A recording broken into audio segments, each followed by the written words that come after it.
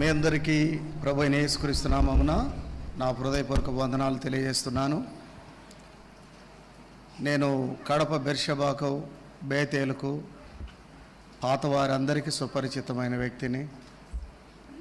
ఇప్పుడు ఉన్నటువంటి క్రొత్త వాళ్ళంటే ఒక 25-30 ఏళ్ళు ఉన్న వాళ్ళకు పరిచయము కాకపోయి ఉండొచ్చు. పాత వాళ్ళందరికీ నేను పరిచయమే. నేను ఇక్కడే లక్కిరెడ్డిపల్లిలోను, ఎర్రగుంట్ల, కొండాపురము, మైదుకూరు ఇక్కడ సేవ చేశాను. ఆ తర్వాత అట్లా బయటికి వెళ్ళాను తెలంగాణ ప్రాంతానికి. సేవకులకు చాలామంది తెలుసు, పెద్దలకు తెలుసు. నిజంగా మిమ్మల్ని చూడడం నాకు ఎంతో సంతోషం.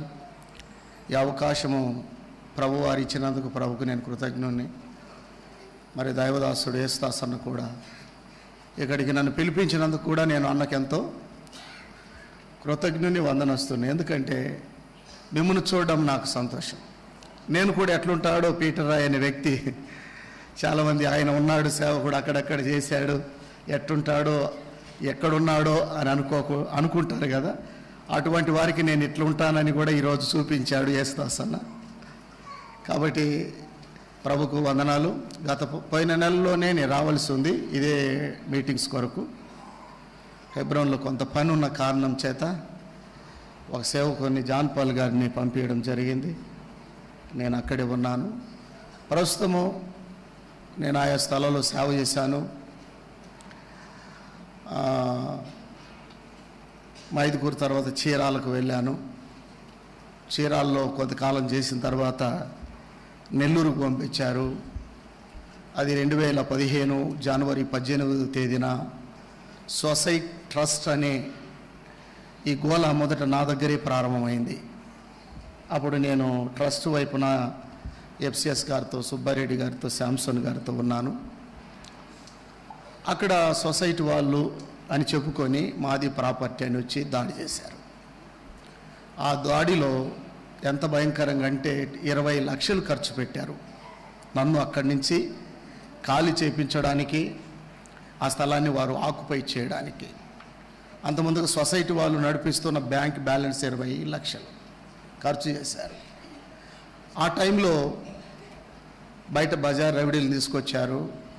నేను అక్కడ నెల్లూరులో నా వైపున కృష్ణారెడ్డి గారు, శాంతినికేతన్ స్కూల్ యజమాని మోజెస్ గారు, కొద్దిమంది నాతో ఉన్నారు.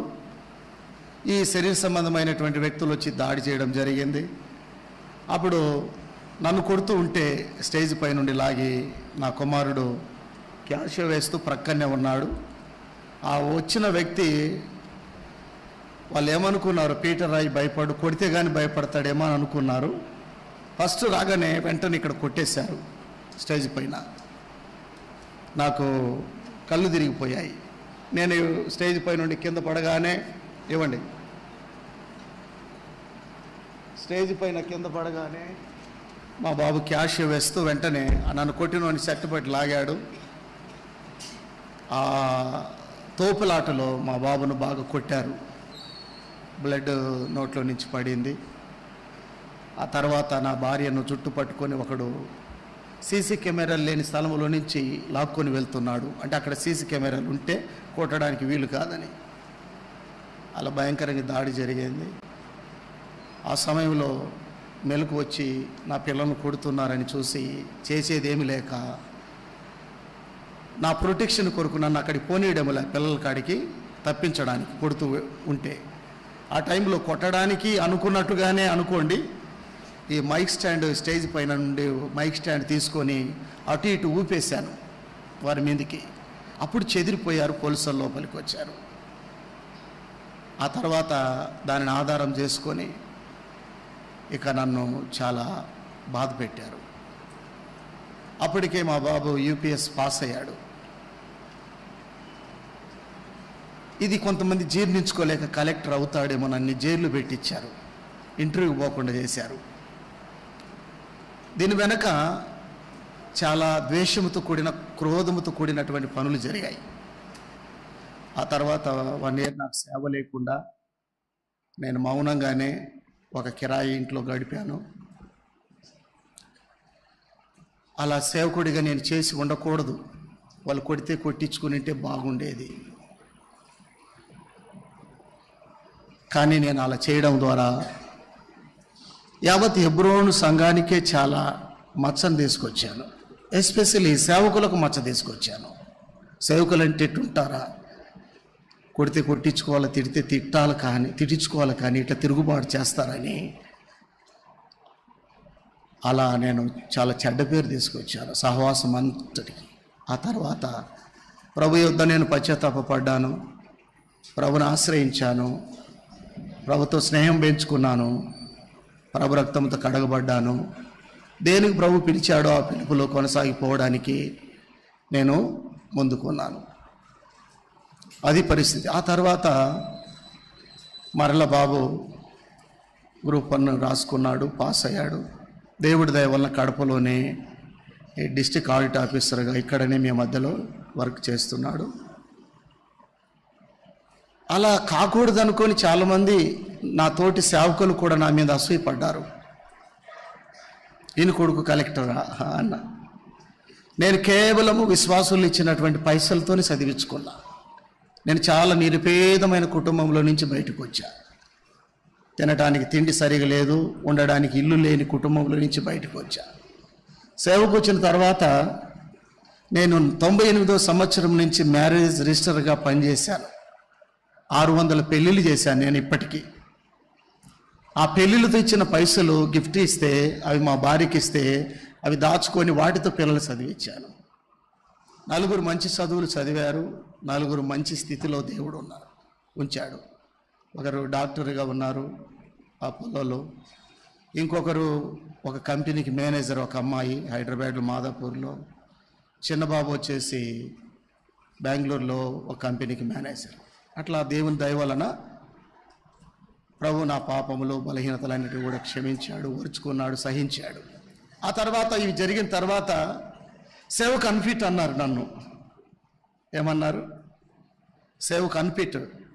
ఎవరైతే నేను వారికి సహాయం చేసి వాళ్ళ వైపున నిలబడ్డానో వాళ్ళ పేర్లు ఇక్కడ చెప్పను, నువ్వు సేవకు అన్ఫిట్, నేను వద్దంటున్నారని అన్నారు. ప్రభువా, పేతురు కత్తి తీసుకొని నరికితే చెవి, అక్కడ ఉన్న 12 మంది శిష్యులలో ఏ 11 కూడా మీరు కూడా పేతురు నువ్వు సేవకు అన్ఫిట్ అని మీరు అనలేదు కదా ప్రభువా. ఈరోజు వీళ్ళందరూ నన్ను అన్ఫిట్ అంటున్నారు. నేను చేసి ఉండకూడదు, అలా నేను ప్రవర్తించి ఉండకూడదు అని ప్రభు దగ్గర నేను ప్రార్థించాను. ప్రభు మరలా కనికరించాడు.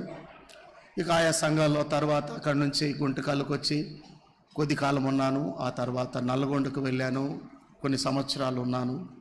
ఆ తర్వాత వరంగల్కి వెళ్ళాను, కొన్ని సంవత్సరాలు ఉన్నాను.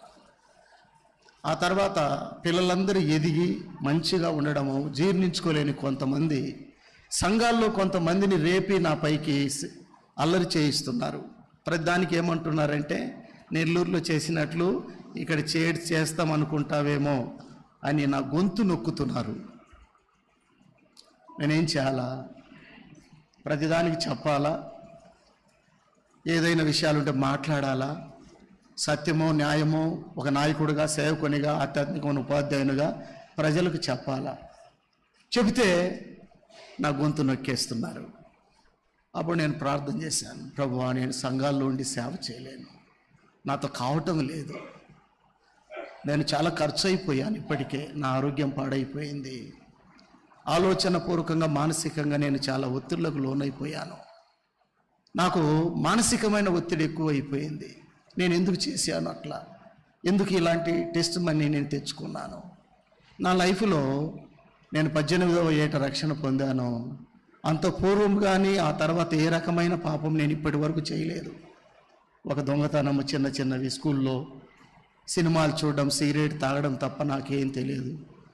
అలానే నీ కొరకు బ్రతికాను, ఎందుకు ఇలా జరిగింది అని ప్రభుని అడిగితే, ఆ శ్రమలలో తట్టుకోలేక ప్రభు అన్నాడు, ఈ మాట నాకు ప్రభు చూపించాడు. చదవండి, మత్తయి సువార్తలో, మత్తయి సువార్త 8వ అధ్యాయంలో చూడండి.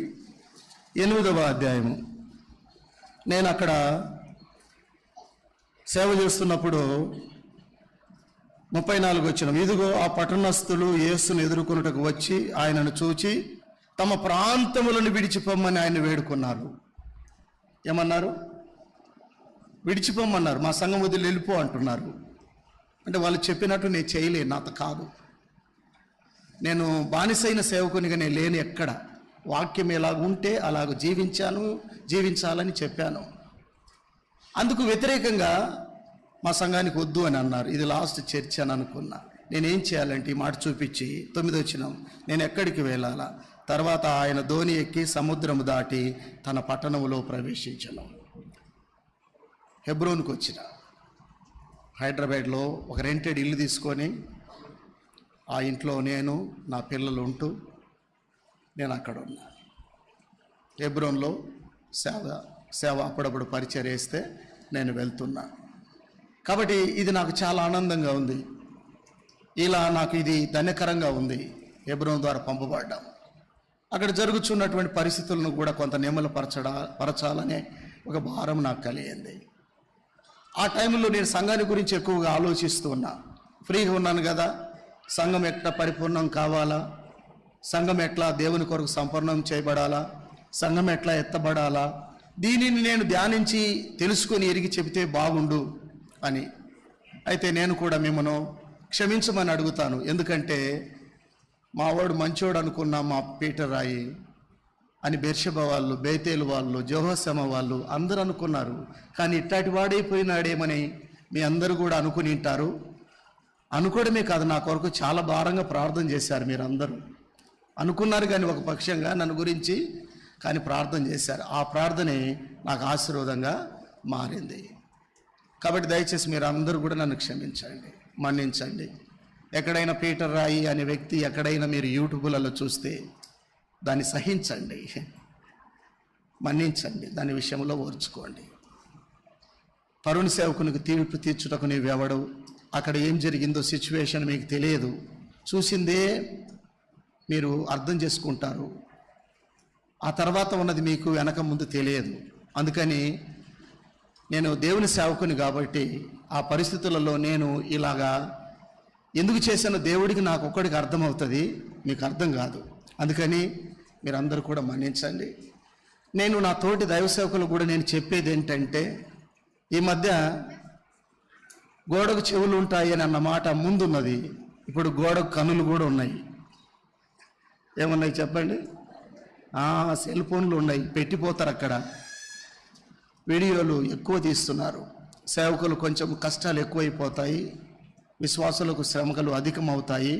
అప్పుడు కొంచెం ఓరిమి కలిగి ఉండండి. నాలాగా మీరు ప్రవర్తిస్తే తొందరపడి అలా వీడియో తీస్తారని పెడతారని కూడా నాకు తెలియదు. అదే అప్పుడు మొదటి వీడియో. ఆ తర్వాత సూసైడ్ చేసుకోవాలనుకున్నా, చనిపోవాలనుకున్నా. ఇంత బ్రతికి ఇలాగ ఎందుకైనానని, ఆత్మ నరకానికి పోద్దని భయం ఎత్తింది. 25 ఏళ్ళు ప్రకటించాను, సూసైడ్ చేసుకుంటే చనిపోతారని లోకానికి స్వార్థ, నేను నరకానికి వెళ్ళిపోతానని భయం పుట్టింది. ఆ భయంతో బ్రతికాను. పక్కనే ట్రాక్ పక్కనే మందిరం, అక్కడ పడదాం అనుకున్న ట్రైన్ దగ్గర. ఎట్టుంటుందో మీరు ఆలోచించేయండి. కాబట్టి ప్రభు దయ వలన ఇప్పుడు నేను కొంచెం ప్రశాంతంగా ఉన్నాను. కానీ కొంచెం లాగుతున్నారు. అటు ఇటు పోరాటాల మధ్య కొంత సహాయం వాళ్ళకి చేయాలా. నాకు ఏ పోస్ట్ వద్దు హెబ్రోన్లోనే అడిగాను. ఒక చిన్న గదిని ఇచ్చారు. అది ఆ ప్రార్థన గది, భక్సింగ్ గారి ప్రక్కన ఉన్న ప్రార్థన గది. ఆ గదిలో నేను ఉంటాను. హెబ్రోన్ నుంచి పంపితే ప్రార్థనకు వెళ్తాను. కాబట్టి దయచేసి ఇది చిన్న నా యొక్క అంశం, దీన్ని మీరు అర్థం చేసుకోండి. ఇప్పుడు వాక్య